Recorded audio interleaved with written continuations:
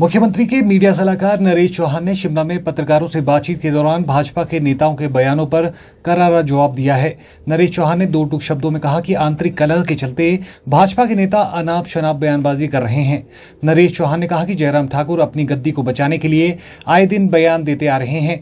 उन्होंने कहा कि भाजपा में आंतरिक लड़ाई बढ़ गई है। नरेश चौहान ने कहा कि कांग्रेस सरकार ने जनता के हित में कई योजनाएं शुरू की हैं और कांग्रेस पार्टी ने अपनी 10 में से 5 गारंटियां पूरी कर ली है और बाकी गारंटियों को भी शीघ्र पूरा किया जाएगा। जयराम ठाकुर जी हैं जो विपक्ष के नेता हैं, मुझे समझ नहीं आ रहा, बार बार इस सरकार को गलत जानकारी या गलत प्रचार करके इनके ऊपर इनकी पार्टी का दिल्ली से कोई दबाव है।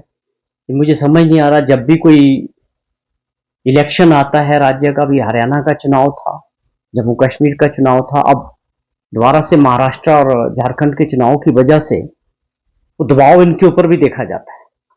बड़ा दुर्भाग्यपूर्ण है। आप शिमला में रहते हैं, हिमाचल में रहते हैं, आपको पूरी जानकारी मिल सकती है। आप मुख्यमंत्री रहे 5 वर्ष तक, अधिकारियों से आपकी जान पहचान है, आप उनसे जानकारी ले सकते हैं कि हमारी सरकार ने किन किन गारंटियों पे काम किया है। हमने जो भी गारंटियां कांग्रेस पार्टी ने लोगों के सामने रखी थी, वो स्वाभाविक तौर पे 5 साल के लिए वादे किए और 10 गारंटियों में से 5 गारंटियों पे हमने काम शुरू कर दिया है। और उसमें कोई ऐसी बात नहीं है, ओपन है ये।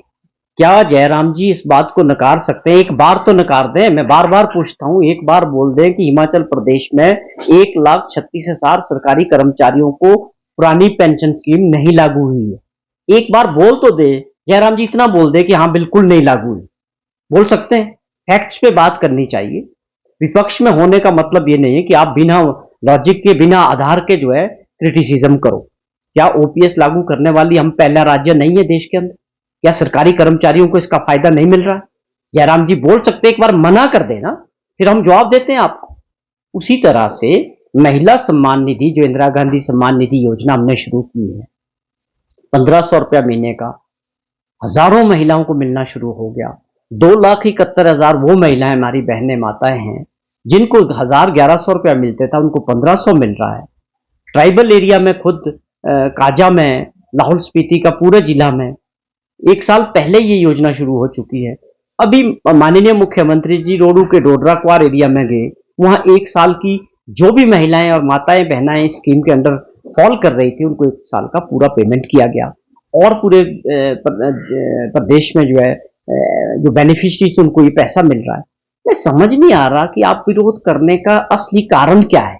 मुझे लगता है कि भाजपा के अंदर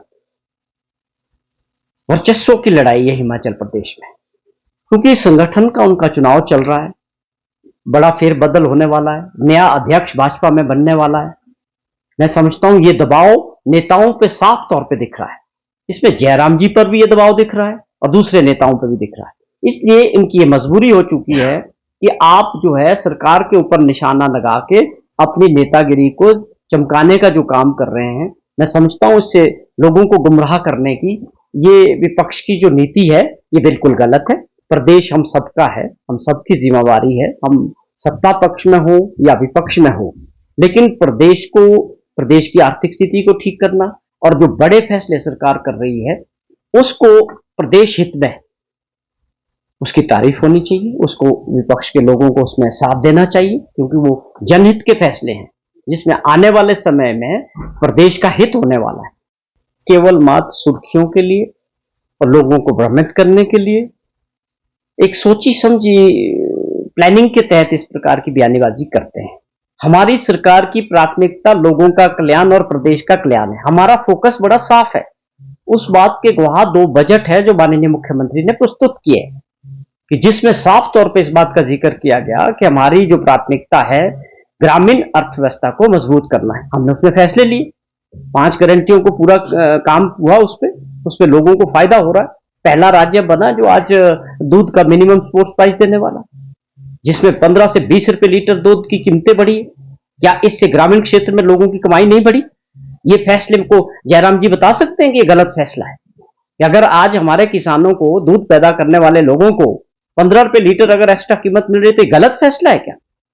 ये भ्रमित करने वाली जो प्रयास किए जा रहे हैं, और जहां तक सवाल है कि जो एक भाजपा का बिलासपुर के अंदर जो हमारे पास जानकारी है कि भाजपा के जो लीडर मिले, उसमें विधायक भी थे, कुछ और लोग थे, इनका संगठनात्मक चुनाव चल रहा है, उसके विषय में वो जो बैठक हुई, उसको कुछ मीडिया के लोगों ने गलत फहमी से मुझे लगता है कांग्रेस की तरफ मोड़ दिया, जबकि वास्तविकता ये है कि वो जो मीटिंग का जिक्र हो रहा है सोशल मीडिया पे या मीडिया में जो बात जानकारी आई, वो किसी व्यक्ति को गलती लग गई, वास्तविकता में वो भाजपा के लोग थे, कांग्रेस का उससे कोई लेना देना नहीं था।